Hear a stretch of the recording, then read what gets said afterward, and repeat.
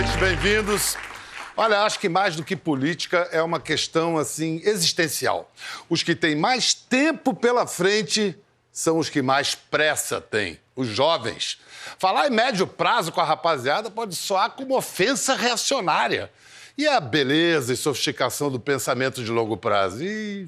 Parece não convencer. Pensar a longo prazo, talvez em horas extremas, como um remédio anti-desespero.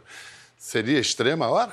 Ah, esses moços, pobres moços, nem se soubessem o que os velhos sabemos. Bom, então tá, vamos ouvir o reacionário mais subversivo do Brasil falando sobre os jovens. Eu teria de dizer aos jovens aos jovens de ambos os séculos, é o seguinte: envelheçam depressa, com toda urgência, envelheçam. Nelson Rodrigues. Olha, hoje a gente tem a alegria de receber um jovem que envelheceu devagarinho e que agora, aos 88 anos, é jovial bastante para falar aos jovens e ser ouvido. Seu projeto Legado para a Juventude Brasileira já tem 6 anos e rendeu esse livro em parceria com a educadora Daniela De Rogatis. Vamos aplaudir Fernando Henrique Cardoso. Obrigado.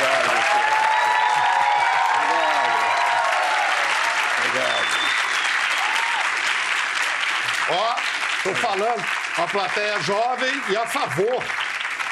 Não é todo dia que um político enfrenta a plateia a favor. A favor no começo, vou ver no fim. Depois de você falar que a gente vai ver. Esse é o problema. Cara, presidente é um título vitalício, é para sempre presidente. Mas o que é uma vez presidente para sempre presidente e o que não é? O que você... Eu, na verdade, não gosto muito do negócio de ex-presidente, ex-qualquer coisa. Não é meu jeito, né? O senhor é ser presidente. Não, que presidente nada. Eu sempre fui... Eu vou publicar um livro novo aí, que é dos diários da presidência. Sim. Eu terminei de fazer a apresentação. Eu sempre fui um intelectual na política, nunca fui outra coisa, né? Eu gosto de pensar igual de jovem, porque quem dá aula, eu dei aula a vida inteira é modo de dizer, mas gosta de ter contato com os jovens. Por quê? Porque você aprende com os jovens. Você disse uma coisa que é velhice, não sei o quê. A velhice é terrível. Você é uma criança para mim. É verdade. São 27 anos de diferença. É muita coisa de diferença. Mas você vai ver, a velhice não é uma coisa que vai assim, devagarinho, não. É degrau. É degrau. É degrau. Isso é uma coisa Qual foi o seu último degrau? Com quantos anos? Faz poucos anos. Faz um ano. Ontem. No final você vai caindo e tal. Tenta ficar em pé, mas vai caindo, não tem muito jeito. Mas eu acho até que essa produção constante que você mantém, os livros, a cada ano, novos livros, é uma maneira de você estar vivo, né? Você tem que fazer alguma coisa e tal. Eu trabalho todo dia. Hoje eu estava reclamando. Eu tenho uma vantagem também. Eu sou casado com uma mulher que tem metade da minha idade. Menos até do que a metade da minha idade. Isso ajuda, porque agora eu tenho uma cachorrinha lá em casa. Bom, eu nunca fui muito ligado a cachorro, a bicho e tal, mas a Ruth, que morreu, foi minha mulher, gostava muito, meus filhos. Agora é uma cachorrinha. Por incrível que pareça, eu virei velho gagá. Pego o cachorrinho no colo e tal. Qual é o nome da cachorrinha? É bom, tem o Kukla. Sabe por quê? Kukla? Kukla, vou te explicar. Quando nós ganhamos isso, foi na Grécia, estava na Grécia. Kukla, segundo disseram lá, é um nome grego, quer dizer, boneca, bonitinha, qualquer coisa assim. Então, se Kukla, ela não sabe ainda como se chama. Tem 2 meses. Mas o fato é que dormiu na minha cama. Bom, é coisa de velho já. Ficou velho babão. Velho babão. Vai fazer o quê? Melhor assumir. E o jovem Fernando Henrique, foi um jovem rebelde? Você queria saber, você tinha influência de uma família com militares, pai, avô positivista, nada católico, positivista. Não, meu avô, faz a pergunta e eu respondo. Não, queria saber o que teve mais influência. Essa presença castrense, né, militar na sua formação, ou os livros? Não, de longe os livros. De longe? De longe os livros. Mas por quê? Meu pai era também advogado, né, e era bastante dado a livros. E eu tinha mania de ler, nunca vou esquecer isso, um livro chamado A Mulher de 30 Anos, do Balzac, né, e que eu achava que era uma coisa, que ia ter coisa que eu queria saber. Não tinha nada disso que eu imaginava, né? Mas meu pai era bastante ligado a livros. Eu fui também a vida inteira. Então, a influência de livro foi sempre muito maior sobre mim do que a militar. Se bem que agora eu tenho algo de disciplina que é militar. Isso fica, essas coisas ficam. Minha família tem muitos militares, generais, não sei o quê. Então, isso fica a questão de disciplina. De horários. Levantar cedo, engraxar sapato, tomar banho frio, tudo que eu tenho horror hoje. Mas isso fica, não é? Eu sou disciplinado. Olha, eu quero citar aqui Fernando Henrique num texto quando tinha 16 anos, escrito para a Tribuna Estudantil. Reza assim: estamos passando por uma prova decisiva de amor à pátria. O problema do petróleo é o teste de honradez pelo qual verificaremos quais os verdadeiros patriotas e quais os traidores que procuram engodar a opinião pública com um falso patriotismo.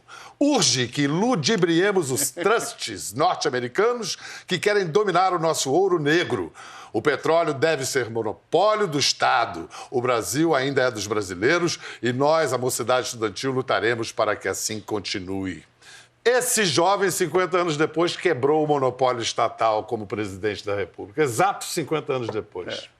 É para esquecer tudo que você escreveu? Aquela frase que você também... Não, essa frase não é minha, foi usada. Mas, de qualquer maneira, não é para esquecer. É para o seguinte: o mundo muda. E você ou muda e entende o mundo tal como ele é, você é burro. Fica estático, não é burro. É arcaico, fica estático. Não só essa frase aí, eu fui muito partidário do petróleo nosso. Né? Meu pai era general do petróleo. E naquela época, ou o governo fazia a busca do petróleo, ou não vinham fazer. Né? O Getúlio não fez a Volta Redonda, não virou estatal? E não porque o Getúlio quisesse, porque ou o governo faz ou ninguém fazia. Ou ninguém faria. Porque os trusts, como está aí dito, não tinham interesse, a não ser em vender coisa pronta para o mercado brasileiro. Então, quando eu era presidente, eu resolvi... havia um movimento, e eu apoiei, de quebrar o monopólio da Petrobras. Bom, por quê? Porque os monopólios não permitem que você aumente a produtividade. O que faz a economia crescer é a competição. Quando você tem um monopólio público ou privado, funciona mal. Bom, agora, eu não privatizei a Petrobras. Até escrevi uma carta ao Senado, que havia muita resistência, dizendo, olha, eu não vou privatizar a Petrobras.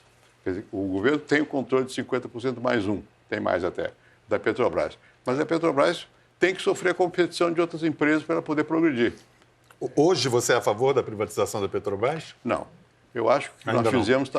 Não é por razão muito simples. Eu acho que o que foi feito foi o suficiente para a Petrobras hoje ser uma companhia capaz de competir com as outras. O mercado é aberto. Né? O mercado é aberto. Agora, em certas circunstâncias, você vende ações da Petrobras. Mas eu acho que algumas questões são fundamentais do Brasil ter alguma alavanca para o governo poder atuar. Né? Então, eu não sou favorável... Não estou dizendo que seja... Em certas circunstâncias, depende um pouco da evolução do Brasil e do mundo, que não seja possível privatizar. Mas o importante é que você tenha realmente essa capacidade de que o resultado do produto vai ser competitivo, o preço é competitivo, o povo vai se beneficiar. Qual é o problema de monopólio estatal? É que você pensa que é do povo. Não é da burocracia, às vezes vem dos partidos, às vezes é do governo. A gente aprendeu isso da maneira mais dramática. Mais dramática, né? Então, o importante é que haja transparência e, havendo competitividade, você tem... Aí sim o povo se beneficia porque o custo cai, o preço, portanto, do consumo cai. Que é o que é importante. Presidente, falando, esse livro, na realidade, feito em parceria com Daniela de Rogatis, é uma consequência do projeto, que é um projeto... Em que consiste exatamente o projeto Legado para a Juventude Brasileira? É uma espécie de consequência, ou é uma consequência das jornadas de junho de 2013? Não. Tem alguma ligação, eu já tinha esse projeto. Eu recebo lá, organizei quando deixei a presidência uma fundação. Era um instituto, virou fundação. Por que fundação? Porque fundação tem o procurador da República dentro, fiscaliza. Como isso é uma coisa que você tem que ter transparência. Eu não posso receber nenhum tostão, nem minha família, nada, zero. Bom, isso é importante. Então, lá tem 2 programas que se lidam com jovens. Um, que é esse, que é Legado, não sei o quê, tá, o livro resume, que são jovens de famílias empresárias. Bom, mas tem um outro que é jovens de curso secundário, público ou privado, mas geralmente é público e técnico também.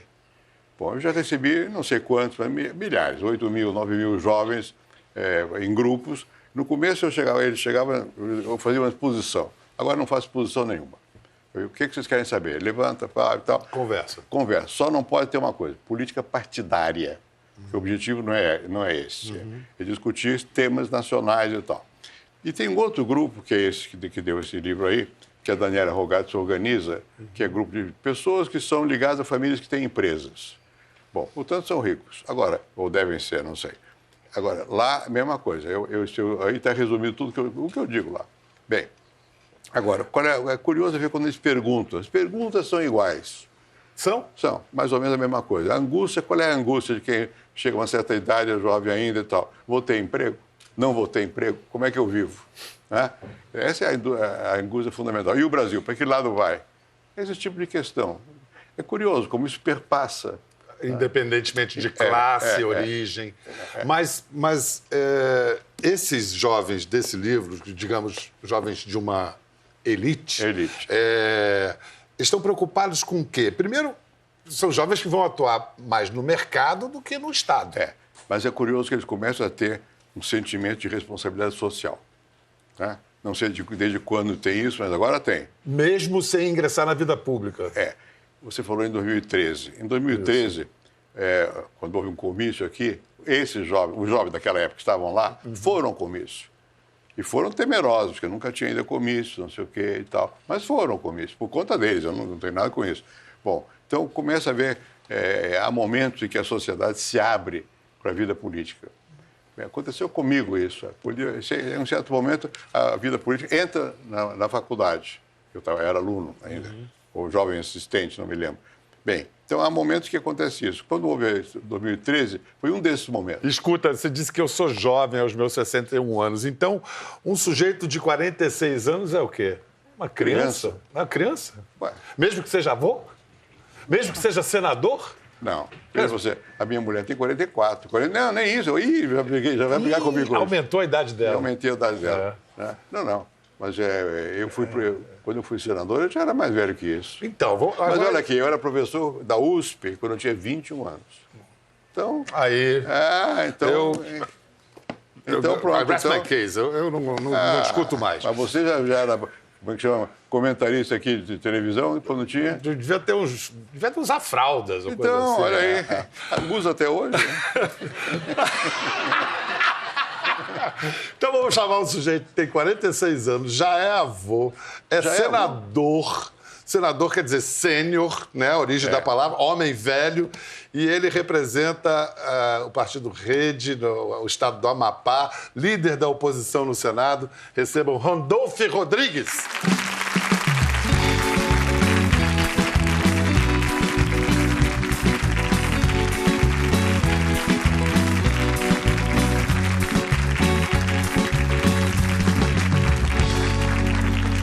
Não dá pra acreditar que o cara já é avô, né? Não dá. De Antônio Gabriel. De Antônio, tá com quantos anos, Antônio Gabriel? 7.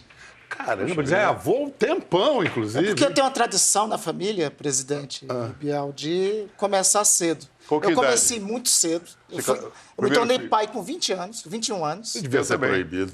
Eu tornei pai de Gabriel. Gabriel até deve estar por aí. O meu filho mais velho é um velho. É o Paulo, ele está me ouvindo, é horrível. Não. Mas ele tem 65 anos. E depois se tornei pai de Thaís, e aí Thaís me deu Antônio Gabriel bem cedo. Que beleza. Você diria que é ainda um jovem na política? Acho que um jovem experimentado, né? Porque eu comecei também, como eu lhe disse, comecei muito cedo, Pedro. Eu comecei a militância com 13 anos no movimento estudantil. Com 15 anos, estava naquele Partido dos Trabalhadores dos anos 80, anos 90, que tem uma origem muito parecida com a do PSDB. Né? Eu acompanhei, ainda criança, no movimento estudantil, aquele período da Assembleia Nacional Constituinte, a atuação do então senador Fernando Henrique Cardoso. Tem uma foto sua na militância estudantil.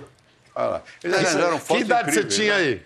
Nesse daí eu tinha 20 anos, eu era vice-presidente estadual do PT, isso daí foi no encontro do PT, no encontro da juventude do PT. Botava bigode para parecer mais velho, né? Eu fazia um esforço danado, né? Vem cá, você quando jovem militante petista, xingou muito esse senhor aqui ao seu lado? Eu gritei muito fora FHC. Eu confesso. Eu gritei muito fora FHC. Como é que você vê isso hoje em perspectiva, hein? Em perspectiva, eu acho que nós tivemos 3 grandes conquistas, Bial, nos últimos 30 anos. Eu vejo que hoje essas 3 estão sob ameaça. A primeira foi a redemocratização. A segunda foi no governo do presidente Fernando Henrique, a estabilidade da moeda. A estabilidade da moeda e a recuperação da credibilidade da economia brasileira. E depois a ascensão social, né?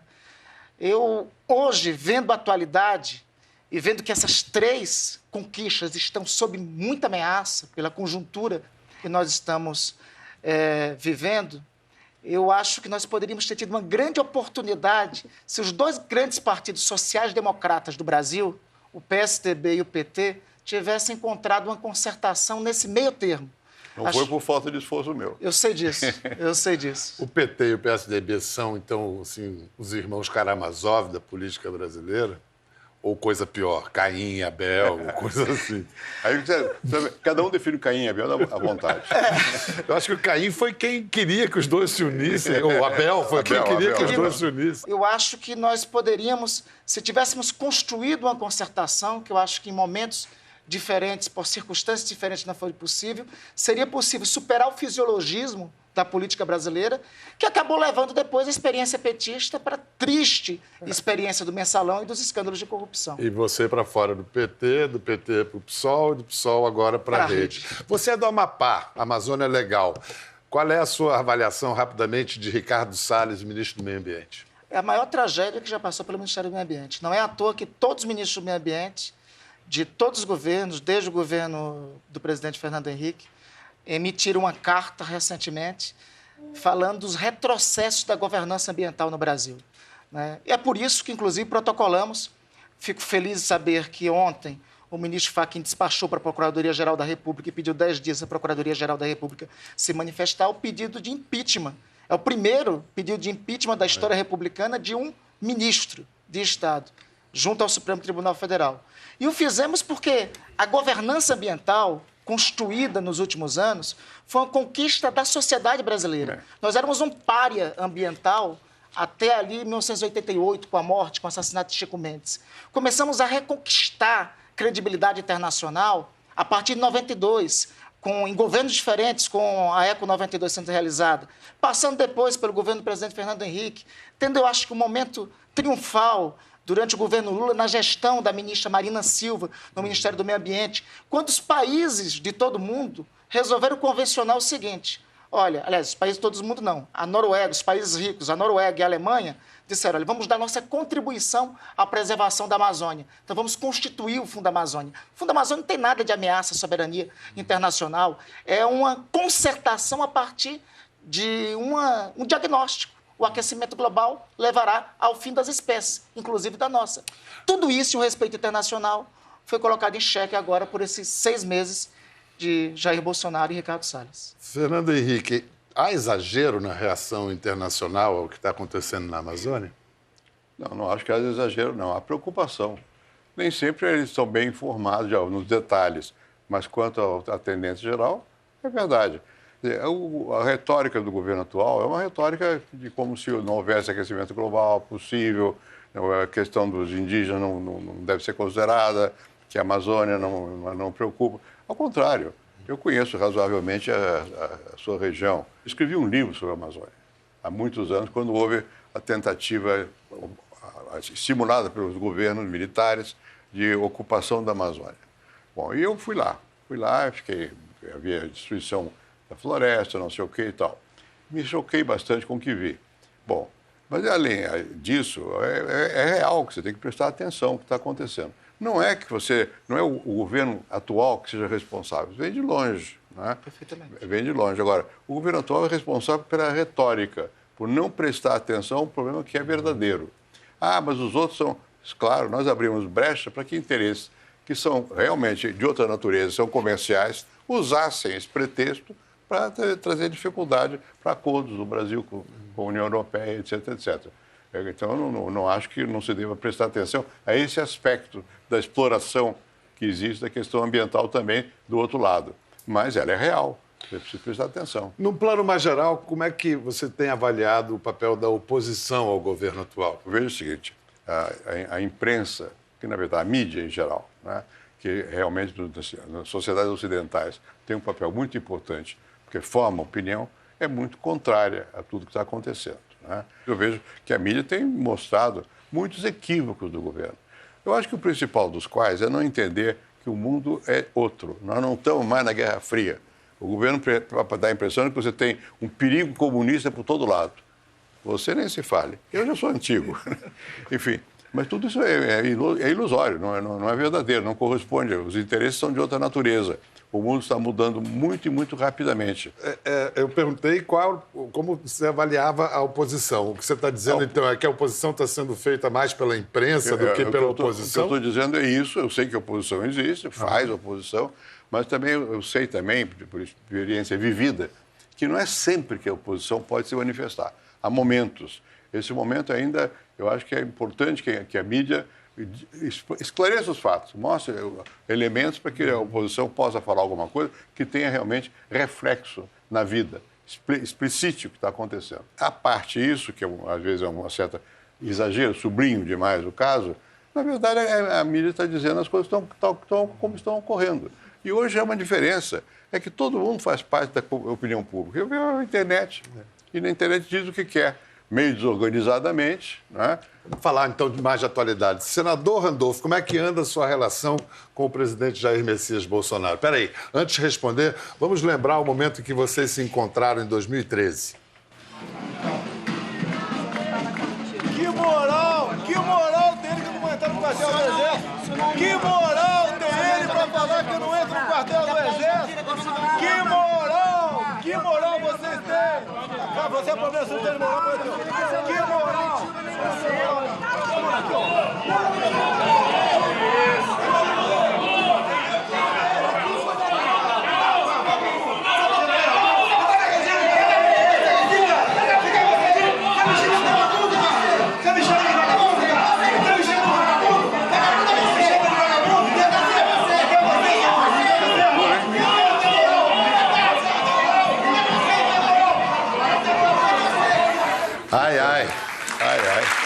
Que coisa, hein? Nem no movimento estudantil teve cenas de quase pugilato, assim, né? No movimento estudantil é mais civilizado.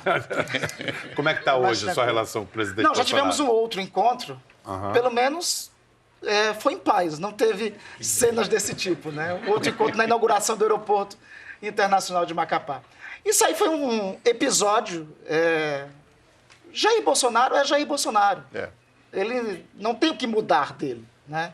Este que aparece aí no vídeo, tentando impedir a visita de uma comissão, da Comissão da Verdade do Senado em um quartel do Exército no Rio de Janeiro, é o mesmo que está na presidência da República hoje. Pelos acertos, pelas virtudes, pelas circunstâncias do momento, mas é que é o presidente da República e nós temos que respeitá-lo como presidente da República. Respeitamos, mas no momento como o atual, é necessário ter uma posição que deixe claro que é contrário ao que ele está representando. Fernando Henrique Cardoso, no livro Cartas a um Jovem Político, diz que um político precisa de popularidade, competência e respeito. Nosso presidente tem essas qualidades? Vamos lá. Popularidade. Popularidade está perdendo. Está perdendo, mas foi eleito. Mas foi eleito. E assim, legitimamente foi eleito, e é o seguinte, temos que respeitar o fato de ser eleito. Competência e respeito. Eu acho que esses dois critérios, na minha opinião, esses dois ingredientes fazem bastante falta. Primeiramente porque ele mesmo declara, ele fala que não conhece nada de economia. Ele tem uma retórica em relação ao meio ambiente, anti-meio ambiente. Ele desrespeita qualquer política relacionada a direitos humanos. Então, me parece que claramente não é alguém preparado. Respeito, bem, o vídeo que mostrastes aí demonstra. Fala por si. O que você disse, vou perguntar então, você acabou há pouco de manifestar sua opinião a esse respeito, mas vou perguntar para o Fernando Henrique. Você concorda com a Michelle Bachelet, a ex-presidente chilena, alta comissária dos direitos humanos da ONU, que disse haver um encolhimento do espaço democrático no Brasil? Depende do que se caracterize do que isso significa. como espaço democrático. Nós temos liberdade no Brasil, nós não temos medo. Eu me lembro do tempo do regime autoritário, já tinha medo. Hoje não tem. Agora, as atitudes, eu vi aqui, pessoais do presidente da República, e muitas vezes o comportamento verbal dele, mesmo no caso da Bachelet, são preocupantes. Primeiro porque ele representa o Brasil, ele foi eleito pelo povo brasileiro. Portanto, o respeito institucional ele tem que manter, ele próprio tem que se autorrespeitar. Não pode falar sobre o pai dela, nada. Não é falar a favor ou contra, nada. É o pai dela. A Bachelet, eu só vi uma vez na vida, mas a Bachelet hoje é alta comissária da ONU para Direitos Humanos. Então ela falou como alta comissária da ONU. Não falou como pessoa que se está intrometendo no Brasil. Direitos humanos são universais. Nós vivemos nos intrometendo na Venezuela toda hora. E é justo que se faça isso. 7 conflitos nesses 6 meses com diferentes países do mundo. À toa? À toa não. Não eram necessários. Né? Então, eu acho que é um erro do presidente se comportar dessa maneira. E você viu o comportamento dele aí, agressivo. Mas o Brasil perdeu o centro? Há analistas políticos que dizem que, assim como nós fomos para uma direita extrema, a esquerda também foi, e que nós... Eu sou favorável que haja um equilíbrio nas coisas. Eu acho que o centro é importante. O centro no Brasil tem que olhar para o povo. Não adianta ser centro e olhar para o mercado. Isso não é centro. É centro-direita e não se justifica. O Brasil é um país que tem que ter um equilíbrio. O mercado é fundamental, é básico. Não há no mundo mais o que houve na minha época de jovem. A ideia de que você vai ter uma economia com controle social da produção, acabou isso aí. Mas não acabou a diferença de renda e de vida das pessoas. O que cabe ao governo olhar para essas pessoas. Né? Então, eu acho que o que eu estou chamando de centro democrático inclui posição. Não é um centro amorfo, não é um centrão, que é fisiológico. Não. Tem que ter posição. Essa posição é clara. Tem que dizer com clareza, é a favor do mercado, mas sabe que é porque a desigualdade de renda precisa de políticas públicas, o Estado existe e ele existe e se justifica na medida em que ele olha para o conjunto. E quando você vai para o governo, você representa o Estado e você lá tem que fazer, a meu ver, se eu já fui, mas se eu fosse ativo na política, eu diria, a política tem que ser olhando para a maioria. E a maioria está mal. Então tem que olhar para quem está mal. Claro que você tem que fazer as políticas que permitam o Brasil crescer, porque senão você não tem o que distribuir, mas você tem que entender que não basta crescer. Você tem que crescer e olhar para quem precisa. Eu acho que é isso que é necessário. E você, sendo presidente da República, a meu ver, você tem que ter a preocupação de não atiçar conflito. Você tem que olhar para a coesão, não tem que olhar para disrupção, para afastamento. A sensação que eu tenho é que o governo atual vê inimigo por toda parte e cria os inimigos. O adversário vira inimigo. O democrata sabe que tem um adversário. Na eleição, você é adversário. Né? E pode continuar com ideias diferentes, mas você não vê, não é inimigo. Você não vai acabar com ele, matá-lo, ou ele não pode mais falar. Não. Você tem que convencê-lo. E convencer, etimologicamente, quer dizer vencer junto. Vencer junto. Né? A gente está falando do outro. Vamos falar um pouco de vossos telhados aqui. São de vidro. Pois é, como todos os telhados. Senador Randolph, os sites de notícia UOL e o Intercept divulgaram agora, no início de agosto, mensagens trocadas entre Deltan Dallagnol e procuradores da Lava Jato, dizendo que Dallagnol teria sugerido a você entrar com uma ação contra o ministro Gilmar Mendes. É verdade? O meu partido, tem uma grande qualidade. Nós procuramos sempre que é necessário entrar com ações no Supremo Tribunal Federal contra o que achamos que é injusto, que é incorreto. Neste caso específico, na matéria que saiu, relatou uma ação que nós já íamos propor. Uma ação que já era de autoria nossa em relação a um fato, a uma decisão do ministro Gilmar Mendes, que, no nosso entender, enfraquecia não só a Operação Lava Jato, mas o combate à corrupção no país. Então, de fato, a troca de mensagens houve? A troca de mensagens ocorreu, mas sem comunicação entre mim e o doutor Deltan. Embora eu conheça o doutor Deltan, embora eu tenha estado com eles, tenha relação com ele, este caso específico não teve, não houve pedido dele para que nós interpuséssemos, movêssemos a ação. A ação nós já íamos fazer de qualquer forma, assim como essa semana, para você ter uma ideia, quando o senhor Glenn Gould, que é inclusive o responsável pelo site Intercept, teve ameaças à sua liberdade, do sigilo da fonte, nós entramos com a ação do Supremo Tribunal Federal, que teve um deferimento favorável do ministro Dias Toffoli, para que fosse assegurado a ele o sigilo da fonte. Então, nós procuramos o Supremo como um instrumento de atuação política, como uma instituição jurídica, mas como instrumento de atuação política. O nome do presidente Fernando Henrique também apareceu numa troca de mensagens entre Moro e Dallagnol, e o Moro teria recomendado que investigações contra o Fernando Henrique não fossem levadas adiante para, aspas, não melindrar alguém cujo apoio é importante. Você é melindrável, presidente? Não sou, não. E também nem sei se meu apoio é importante. Eu sempre disse, não da agora, a Operação Lava Jato foi um passo adiante, porque ela realmente desvendou uma porção de processos que a população não conhecia e mesmo as pessoas enfronhadas na política não sabiam a extensão da corrupção no Brasil. Então, eu sempre fui partidário do que foi feito sem dizer com isso que sempre eles tenham razão. Eu não sei, tem que examinar. Agora, no que se refere a mim, o que ele diz aí, o pior ou o melhor é que foi feita a investigação. É o seguinte, a partir de uma declaração do Emílio Odebrecht, que quando algum juiz perguntou a ele no Supremo se também eu tinha recebido alguma coisa, ele disse assim, o senhor conhece o presidente Fernando Henrique? O senhor acha que alguma vez eu ia falar isso com ele? Isso é a declaração do Emílio. Eu até reproduzi na minha fundação lá a declaração. Pois bem, foi feita a investigação? Não tem. Eu não tenho nenhum processo, nenhum. Não é porque para me melindrar. Não me melindraram coisa nenhuma. O que me melindra é você dar a sensação de que tem uma coisa que eu estou escondendo. Não, eu quero que veja se tem mesmo. Antes da gente ir para o intervalo, um rápido pinga-fogo sobre o PSDB. Vamos lá? Rapidinho só. Por que o PSDB? Fala dele. Porque o PSDB é um mistério. Olha só, o presidente de honra do PSDB, Fernando Henrique, foi consultado sobre a entrada de Alexandre Frota no partido? Imagine, nunca. Eu sou presidente... Não foi consultado? Nem Mas consultado. O que faz um presidente de honra, então? Nada, tem... Nada.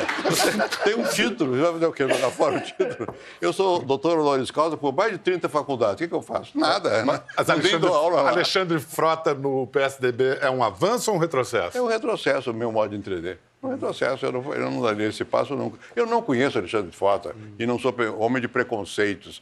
Mas, pela imagem, eu não vejo a razão pelo qual ele sempre nos atacou. E a decisão de manter a Aécio Neves nos quadros do PSDB, o que o senhor achou? Eu acho que tem o Estatuto PSDB. Tem que seguir o Estatuto. Tem muita gente acusada no PSDB e em vários outros partidos. A decisão é da Justiça. Você não tem por que se antecipar. Eu não acho que tem que jogar homem ao mar a toda hora. Não é? Quer dizer que eu endosse o que foi feito. Eu não sei o que foi feito, o que dizem que foi feito. O Oeste está sendo julgado, espera o julgamento. Né? É a minha opinião. Então, nesse caso, você foi consultado? Não fui consultado. Não. Nesse caso, eu disse, eu botei no meu Twitter o que eu achava. Não é que eu fui consultado. Eu não tenho vida ligada a nenhum partido, vida orgânica. Eu deixei essa coisa há muito tempo. O que eu penso, eu tento dizer. Mas não é que nem precisa me consultar. Para nada, eu não faço parte de nenhuma direção do PSDB. Randolfo, você considera o presidente de honra do PSDB mais progressista do que o PSDB? Muito mais, não há dúvida. Ainda bem, eu acho que com o presidente Fernando Henrique, nós da oposição temos que conversar muito. Aliás, o que falta hoje para a oposição, já dialogando com a pergunta anterior que fizestes, e aí fazendo autocrítica, a gente tem que pensar mais no Brasil e pensar menos no ego. Isso. A gente tem que juntar os diferentes para o momento que o Brasil vive. Concordo. Não se faz oposição em torno de palavras de ordem. Se faz oposição em torno do que a sociedade brasileira está precisando. Exatamente. Se faz oposição dando resposta a mais de 13 milhões que estão entre desempregados e desalentados no Brasil, dando resposta aos cortes dramáticos que estão ocorrendo no CNPq, na educação, na pesquisa e na ciência no país. Dando resposta a epidemias na saúde que estão voltando, dando resposta ao drama ambiental que nós estamos vivendo.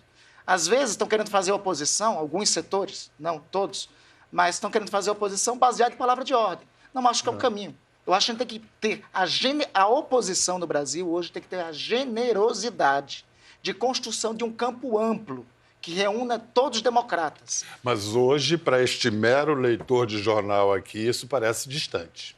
Isso está em construção. Eu tenho procurado no Senado, eu e outros valorosos companheiros, temos procurado construir isso. Mas isso, de fato, está em construção. Esse momento aqui é o momento para isso.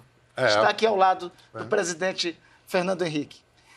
Tentar reconstruir um pacto social-democrata que nós perdemos no passado e que, se tivesse dado certo, talvez nós tivéssemos alguns passos adiante.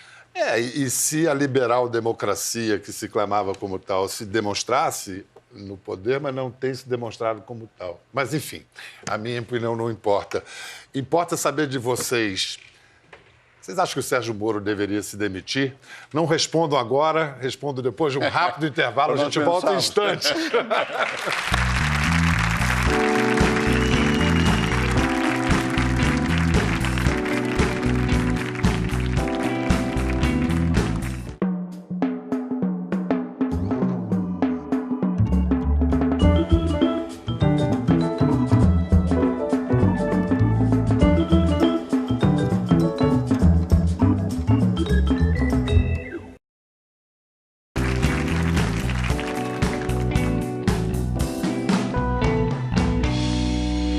Bem-vindos de volta à nossa conversa com o sociólogo e ex-presidente da República, Fernando Henrique Cardoso. E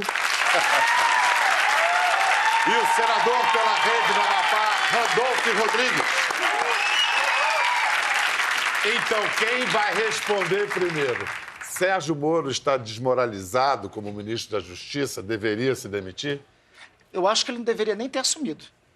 Eu não boto muita fé em juiz que rasga a toga e vai servir a política. Sim, mas agora ele está lá, no Ministério, numa situação que parece que ele é desautorizado cada vez mais. Eu acho que, de fato, Pedro, ele já foi demitido. Pelos atos, pelos fatos, pelos acontecimentos. Existe lá alguém que está servindo ao presidente da República. Alguém que estava credenciado, que chegou com a autoridade política que ele estava no exercício da magistratura, não tem mais isso. Olha, é uma derrota atrás da outra. Ele perdeu o que ele queria no COAF, perdeu a indicação de uma pessoa que queria para um dos conselhos.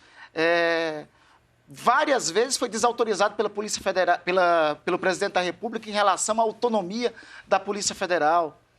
Há muito tempo ele perdeu a autoridade política para o exercício da função. O que ele deveria fazer? Olha, eu não sei, porque isso é problema dele. Agora, se eu estivesse lá, eu me demitiria.